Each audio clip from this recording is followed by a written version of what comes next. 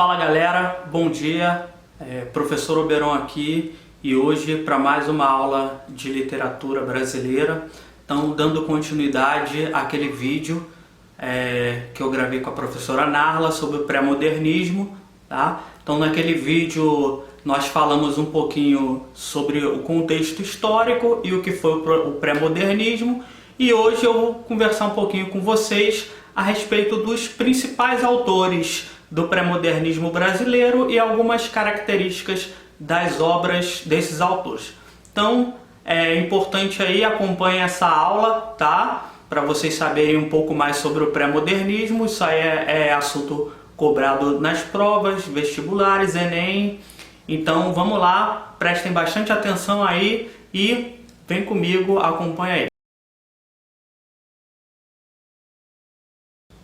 Galerinha, o primeiro autor que eu vou falar para vocês hoje, ele é um representante da poesia brasileira e foi Augusto dos Anjos. Augusto dos Anjos, ele dentro do pré-modernismo, ele é um dos únicos aí a representarem a poesia, e ele tem algumas características em sua obra bastante diferentes que fazem com que ele tenha dado um grande trabalho aí para os críticos enquadrarem ele. Então a galera não conseguia enquadrar ele em nenhuma escola literária por conta das características aí peculiares de seus poemas. Augusto dos Anjos nasceu na Paraíba, viveu lá durante um período da sua vida, onde estudou. Ele trabalhou basicamente a vida toda como professor de literatura e não teve muito sucesso em outras áreas, em especial na área de escritura. Durante a vida toda ele publicou uma obra só. É um livro de poesia chamado Eu. Então reunia alguns poemas esparsos que ele tinha publicado em algumas revistas e alguns jornais e compilou esses poemas nessa obra. Essa obra, inclusive, foi financiada com um empréstimo que ele adquiriu do próprio irmão. Então o irmão dele emprestou dinheiro para ele publicar esse livro.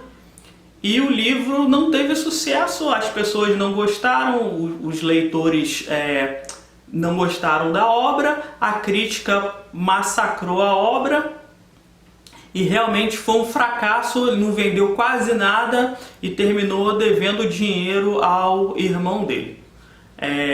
Morreu cedo por causa de um ataque cardíaco e só nos deixou essa única obra.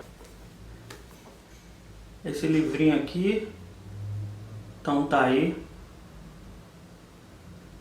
Esse livrinho aqui, ele tem os poemas da obra Eu, e tem mais alguns poemas que não foram lançados nessa obra principal, mas foram reunidos depois desse volume. É um volume muito bonito. Se vocês gostam de poesia, gostam de Augusto dos Anjos, eu recomendo ele aqui. Ele é da editora Bertrand Brasil. Muito bom, tem uma introdução bastante legal, um estudo aí da biografia e das características da obra de Augusto dos Anjos. Recomendo, muito bom. Então, a poesia dele, ela é marcada por alguns traços bem peculiares. Então, assim, primeira característica dela é a forte influência tanto de conceitos científicos quanto de conceitos filosóficos e até religiosos. Então, Augusto dos Anjos, ele era um intelectual, um grande intelectual, por falar nisso, e ele trouxe toda essa erudição para dentro dos seus poemas. Então, dentro dos seus poemas, ele joga lá conceitos da ciência, de religião, da filosofia. E outra característica marcante é o uso de palavras consideradas antipoéticas. Então, assim, ele pegava palavras e termos que antes dele muitos poetas e escritores não ousavam colocar essas palavras e esses termos nos seus versos. Então, Augusto dos Anjos coloca nos seus versos palavras tais como verme, sangue, pus, escarro, carnificina e coisas do tipo, palavras que outros escritores, em especial o pessoal lá do romantismo, o pessoal do parnasianismo, que tinha todos aqueles versinhos brilhantes, bonitinhos, cheios de termos belos, jamais pensariam em incluir essas palavras em suas poesias. E Augusto dos Anjos, ele pega e faz isso, e isso causa um impacto muito forte em quem está lendo os seus poemas. Então, tá aí uma outra característica da obra dele. Então, primeira característica, traços bastante fortes da ciência, da filosofia, da religião. Segunda característica, uso de termos considerados antipoéticos. Outra característica da poesia dele é o pessimismo. Então, a obra dele tem um traço de pessimismo muito forte. Até por influência de filósofos tais como Schopenhauer e Herbert Spencer, ele acaba trazendo esse grau de pessimismo para os poemas e para os versos dele. Então, assim, é um poeta difícil de digerir. Para a época, ele não foi bem aceito, esse único livro dele não fez sucesso. Ele era um cara que estava à frente do tempo dele, porque se na época a obra dele foi rejeitada, para os nossos gostos mais contemporâneos, é uma obra que vem muito bem a calhar. Então, assim, o livro dele acabou por se tornar, na nossa época, um dos livros mais lidos. Então, atualmente, Augusto dos Anjos é um dos poetas mais lidos da literatura brasileira. Esse é o nosso primeiro autor pré-modernista, e aí algumas características de sua obra. O segundo autor pré-modernista do qual eu vou falar com vocês é Euclides da Cunha. Euclides da Cunha, nós já até falamos um pouquinho sobre ele lá com a professora Narla, mas vamos nos aprofundar um pouquinho aqui em relação a Euclides da Cunha. Euclides da Cunha nasceu no Rio de Janeiro, estudou em escola militar, estudou lá naquela escola militar das Agulhas Negras, escola de guerra, participou ativamente da Revolução em prol da República e foi um militar, cursou engenharia e seguiu aí para o ramo mais das ciências exatas, mas ele tinha uma tendência muito forte para a escrita também. Então ele acabou também trabalhando como jornalista e escritor. E foi nessa ocasião do trabalho dele como jornalista que ele foi enviado junto com o exército lá para o interior da Bahia para fazer uma cobertura, uma reportagem sobre uma revolta pró-monarquia. Então o governo falou que estava acontecendo uma revolta pró-monarquia lá no interior da Bahia, e Euclides da Cunha foi enviado junto com o exército para fazer a reportagem dessa revolta. E chegando lá, era a cidade de Canudos, e ele presenciou o que nós conhecemos aqui como a Guerra de Canudos. Então, a professora Narla falou um pouquinho sobre isso com vocês na aula passada, e tá aí. Euclides da Cunha, ele fez essa cobertura, e o relato da Guerra de Canudos que ele escreveu acabou por mais tarde se tornar a obra Os Sertões, que é a obra mais famosa dele e a obra que coloca ele aí no hall dos autores pré-modernistas. A obra Os Sertões, ela é dividida em 3 partes, seguindo bem os métodos positivistas e o método do determinismo. A primeira parte, ele vai falar sobre a terra. Então, nessa parte, ele vai mostrar as características da região nordestina. O solo, as plantas, a vegetação, os animais, enfim. Vai mostrar as características da região nordestina, em especial as características geográficas. Na segunda parte, ele vai falar sobre o homem. E, nesse caso, ele vai falar sobre o sertanejo propriamente dito. Então, ele vai fazer um relato de como era lá a cultura e os costumes do povo sertanejo lá da região. E na terceira parte, aí ele vai falar especificamente sobre a guerra. Traz ali o relato do que foi a Guerra de Canudos, por que ela aconteceu, qual foi o resultado dela e como é que foram lá os combates. Então ele vai fazer o relato dele especificamente sobre a Guerra de Canudos nessa terceira parte da obra. Então a obra de Euclides da Cunha, Os Sertões, ela é uma obra marcada pela união entre ciência, em especial na primeira parte, onde ele vai falar da vegetação, do solo, da geografia, pela sociologia, tá? Quando ele vai falar dos costumes do sertanejo, dos hábitos, de como eles são, e ali ele traz influências da sociologia, traz influências também do jornalismo, que era a profissão dele, isso na segunda parte. E na terceira parte, quando ele fala da guerra, aí ele vai trazer influências também do jornalismo e vai trazer influências também muito fortes da própria literatura. Então a gente vê que a obra de Euclides da Cunha, ela tem influências da ciência, tem influências do jornalismo e tem influências da arte, da literatura. Isso faz com que a obra dele se torne uma obra bastante peculiar. Então, o livro Os Sertões é um livro diferente, é um livro que era difícil de ser enquadrado em alguma outra categoria, em alguma outra escola literária. Portanto, Euclides da Cunha aí entra no rol também dos autores pré-modernistas por causa da obra Os Sertões. Então, esse aí foi o nosso segundo autor, Euclides da Cunha.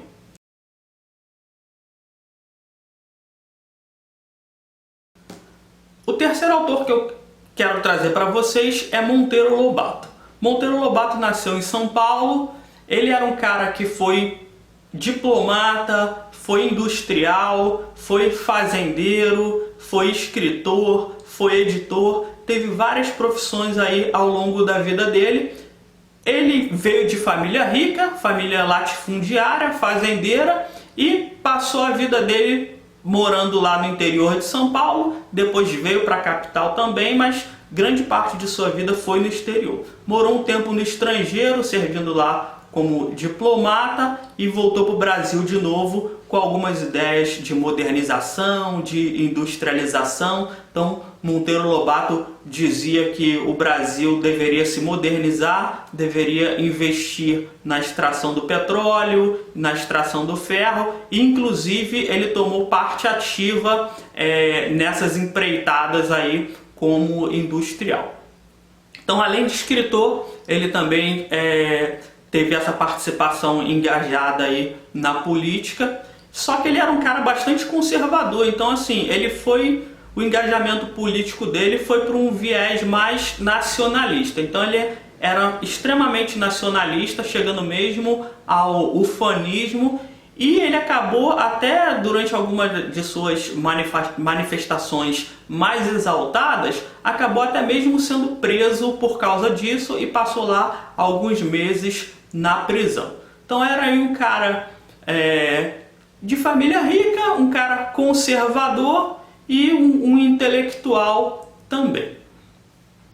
Monteiro Lobato, ele é muito conhecido, talvez de repente seja um dos autores que vocês mais conheçam, não pela obra que nós vamos falar, sua obra pré-modernista, mas ele é mais conhecido por ser considerado o pai da literatura infanto-juvenil brasileira. Então vocês devem conhecer a obra dele, até que foi adaptada para a televisão, chamada O Sítio do Pica-Pau Amarelo. Então, O Sítio do Pica-Pau Amarelo tem lá Narizinho, Emília, Visconde de Sabugosa, todos aqueles personagens que viraram ícones da nossa cultura, estão lá no Sítio do Pica-Pau Amarelo. E essa obra infanto-juvenil foi a que tornou Monteiro Lobato tão conhecido quanto ele é hoje. Então ele é considerado o pai da literatura infanto-juvenil brasileira.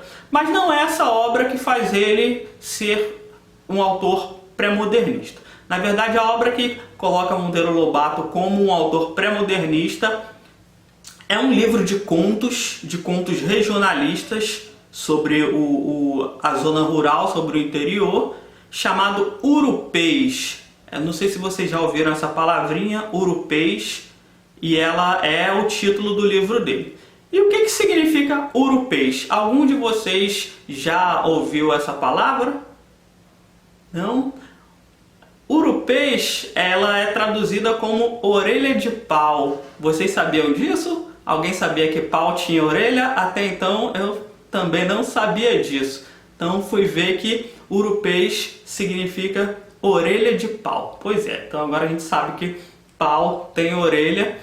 E o que é um urupê? Um urupê é um fungo, é aqueles cogumelos que ficam presos no tronco das árvores. Ela é um parasita, fica ali preso no tronco da árvore e cresce ali. Eu vou botar uma imagem para vocês aí de um urupê, para vocês saberem como é que é essa orelha de pau.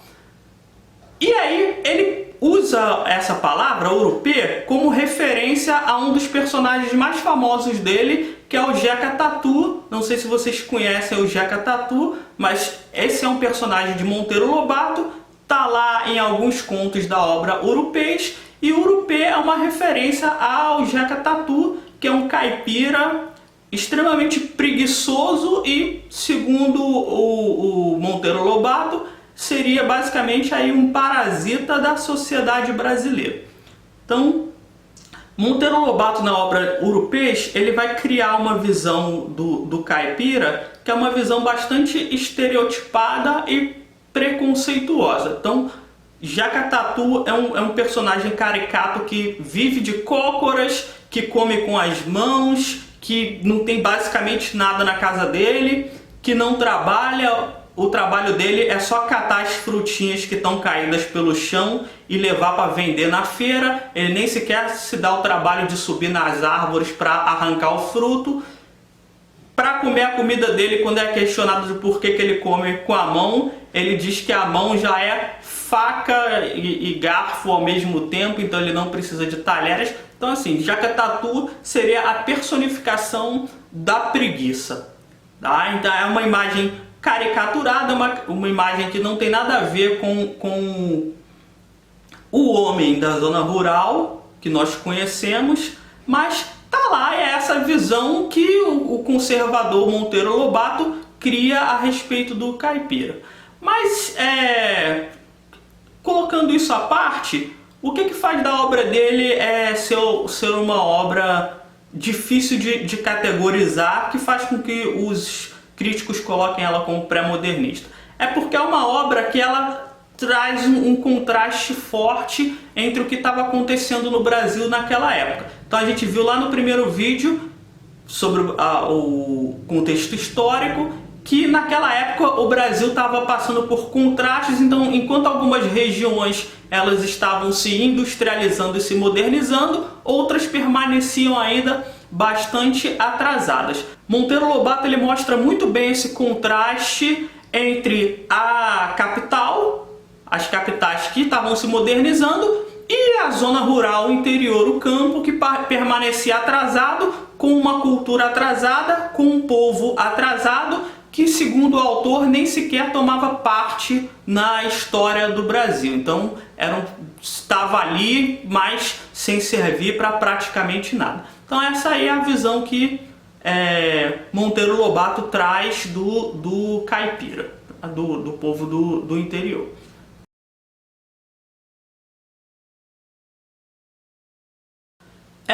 Finalmente, o quarto autor do qual quero falar com vocês é Lima Barreto. Então, Lima Barreto é um autor que eu particularmente aprecio muito. Ele nasceu no Rio de Janeiro em 1881, mulato, basicamente assim, de família negra, pobre, perdeu a mãe logo cedo, acho que aos 6 anos de idade, se eu não me engano, e viveu com o pai, sendo que o pai era alcoólatra e também tinha problemas mentais. Então, definitivamente, Lima Barreto não teve uma vida boa, uma vida tranquila.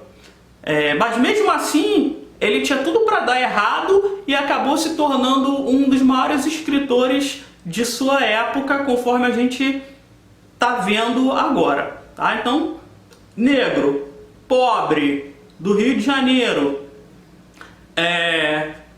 órfão de mãe, um pai alcoólatra e doente. E mesmo assim, vocês imaginam, hoje já seria difícil para alguém nessas condições conseguir obter algum progresso na vida. Imagina lá no início do século XX, final do século XIX e início do século XX. Mas mesmo assim, contra todas as possibilidades, Lima Barreto acabou se tornando um grande escritor, um dos maiores escritores brasileiros de sua época. Tá? Ele chegou a cursar faculdade, tá? Conseguiu entrar na faculdade, chegou a cursar uma parte dela, mas teve que abandonar os estudos porque o pai adoeceu e ele precisou sair da faculdade para poder cuidar do pai que tinha adoecido. E aí o que acontece?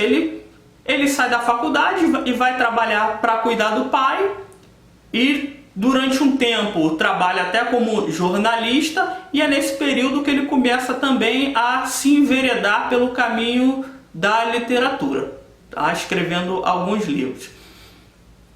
Em 1914 ele acaba sofrendo um colapso e é internado no hospício pela primeira vez, mas não foi a única vez. Em 1918 isso vai se repetir, ele chega a ser internado no hospício pela segunda vez e acaba sendo aposentado por invalidez. Lima Barreto acaba morrendo de ataque cardíaco em 1922, alguns meses depois da famosa Semana de Arte Moderna. O que faz de Lima Barreto ser considerado um autor pré-modernista? E qual é a sua principal obra? A principal obra dele é esse livrinho aqui, ó. Vou tentar colocar aqui para vocês verem. O Triste Fim de Policarpo Quaresma. Então, esse livrinho aqui, O Triste Fim de Policarpo Quaresma, é considerada a obra-prima aí de Lima Barreto. E quais são as características dessa obra? Então, nesse romance, Lima Barreto vai falar sobre um personagem que é o próprio Policarpo Quaresma, que é um personagem extremamente nacionalista, ufanista. Mas ao mesmo tempo que ele é um personagem nacionalista, ufanista, ele também é um personagem bastante ingênuo. É aquele típico personagem que acredita no Brasil acima de tudo. Então, Policarpo Quaresma, ele é um cara bastante ingênuo e é um cara que faz tudo pela pátria. Então ele acredita que no solo do Brasil é capaz de nascer qualquer coisa, ele acredita que a indústria brasileira consegue se desenvolver, acredita que a arte do Brasil é a melhor arte possível. Então ele é xenofóbico, ele não gosta de nada que vem de fora. Para Policarpo Quaresma só é bom o que é brasileiro. O solo do Brasil, a arte do Brasil, a cultura do Brasil. Então é um personagem que faz tudo pela pátria e, ironicamente, ele acaba traído pela pátria.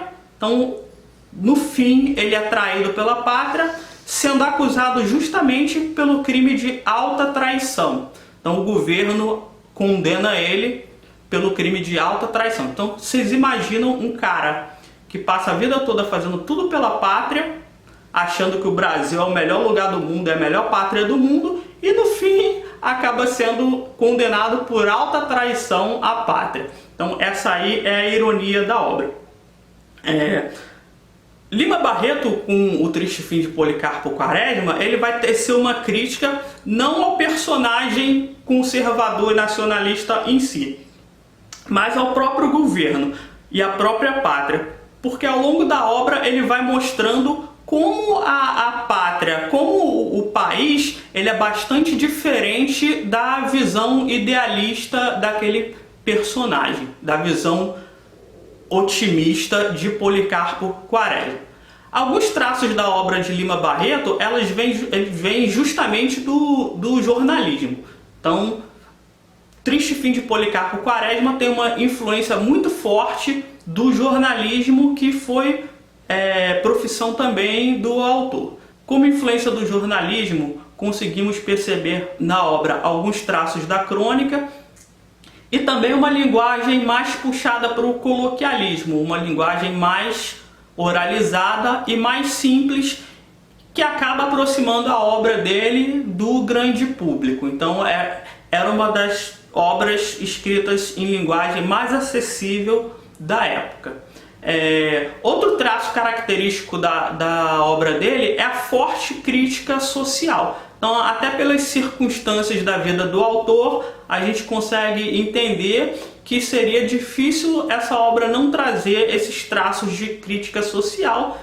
E assim, é muito presente em Lima Barreto essa questão aí da crítica social. Então, lá naquela época, ele já escrevia já com uma crítica até mesmo exacerbada em algumas ocasiões, mas ele era um autor aí bastante contundente em relação às suas opiniões e em relação à crítica. Então, essas duas características aí estão muito presentes na obra de Lima Barreto e fazem com que a obra dele acabe não se enquadrando em nenhuma das escolas literárias que existiam até então, e ele leva aí também o epíteto de autor pré-modernista. Então, galerinha, são esses 4 autores: Augusto dos Anjos, Euclides da Cunha, Monteiro Lobato e Lima Barreto, e suas respectivas obras. Espero que vocês tenham aproveitado essa aula. Eu gostei bastante de ter feito ela para vocês aí. Aproveitem, principalmente nesse período aí de quarentena que vocês não estão podendo frequentar a escola. Assistam esse vídeo, estudem aí. Pré-modernismo é um assunto que cai de forma recorrente nas provas de vestibulares, inclusive na prova do Enem, tá? E é basicamente o que foi tratado aqui nesse vídeo e também lá naquele primeiro vídeo que eu fiz com a professora Narla. Pessoal, se vocês gostaram, curtam esse vídeo, compartilhem também com alguém que vocês acham que pode ter algum interesse pela literatura brasileira, alguém que vocês conhecem que estudam em outra escola ou que vão começar a estudar também. Compartilhe aí, dá essa força para o professor de português de vocês. E vamos lá, se não é inscrito no canal, se inscreve também. E vamos continuar, eu vou continuar produzindo essas aulas de literatura brasileira e passando esses trabalhinhos aí para vocês. E por enquanto durar essa quarentena e a gente estiver sem aula, é isso. Quando voltar a gente se vê lá na escola. Beleza? Beijo para todos aí e até a próxima.